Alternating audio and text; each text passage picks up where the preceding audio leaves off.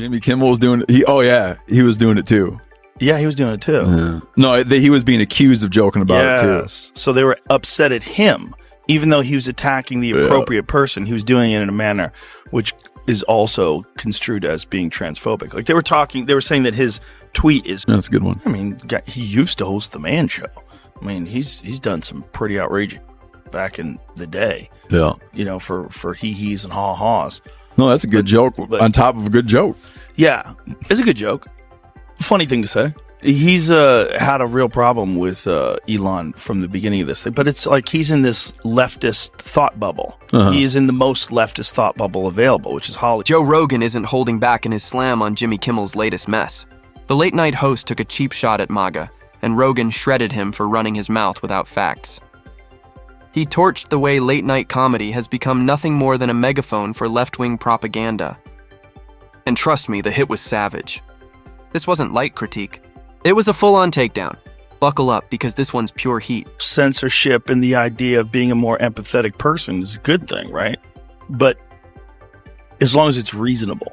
Mm-hmm. But the thing is, the problem with that kind of stuff is it continues to go in the same direction where more and more things become forbidden and toxic, to the point where, you know, the Elon Musk joking around about my pronouns are prosecute Fauci.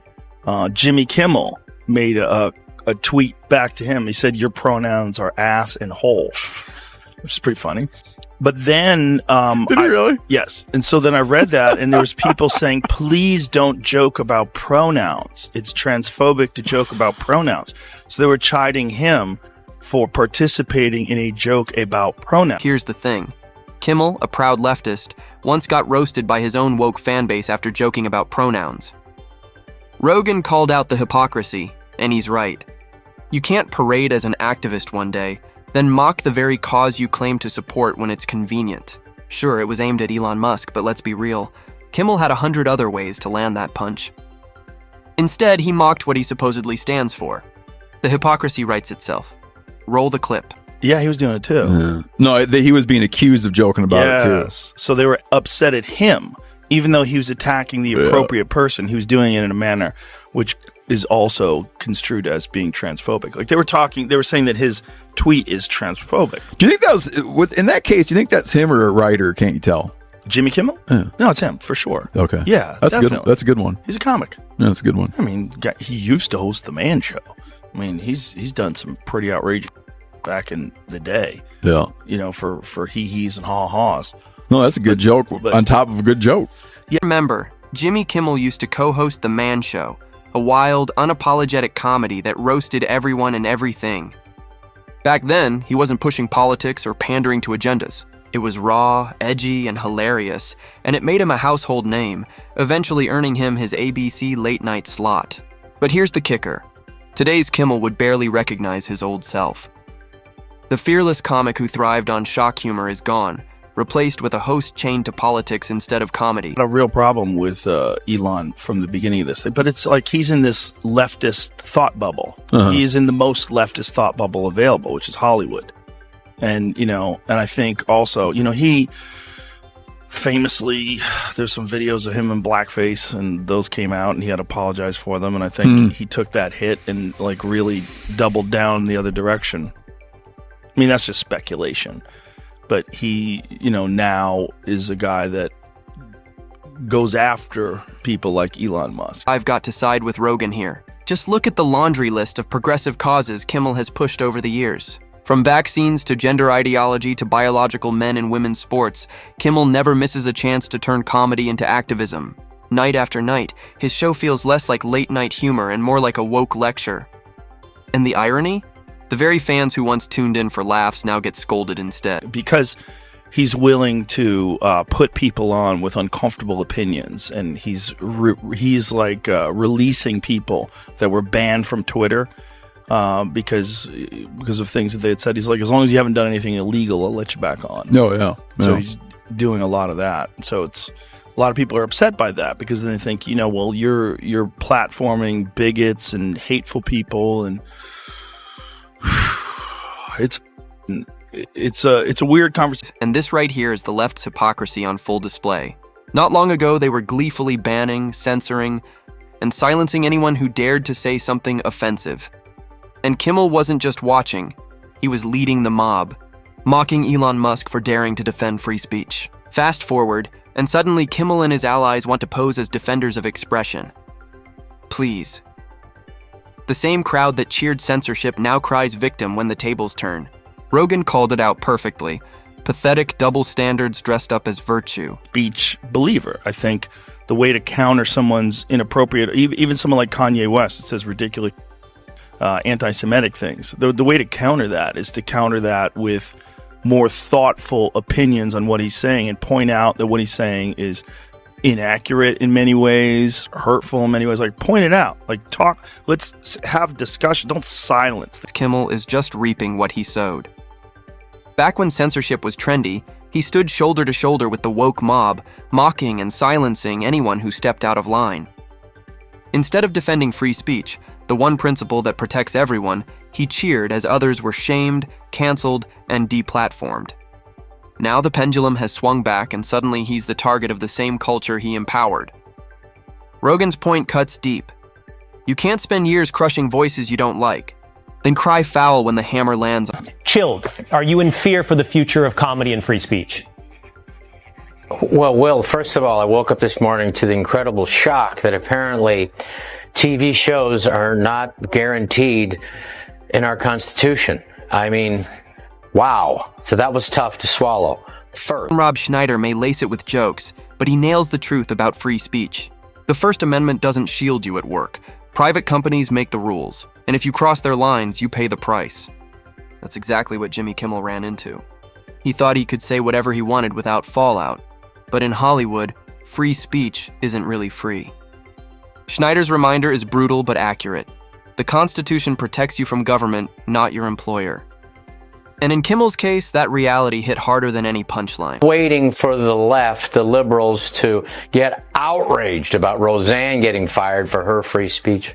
And then I'm also waiting, I've been waiting a long time for the left and the Democrats, especially the Democrats on Capitol Hill, with the Twitter files that released that the Biden-Harris administration was actually using the government to pressure Facebook, Instagram, and YouTube, and especially Twitter to actually censor actual Americans through government.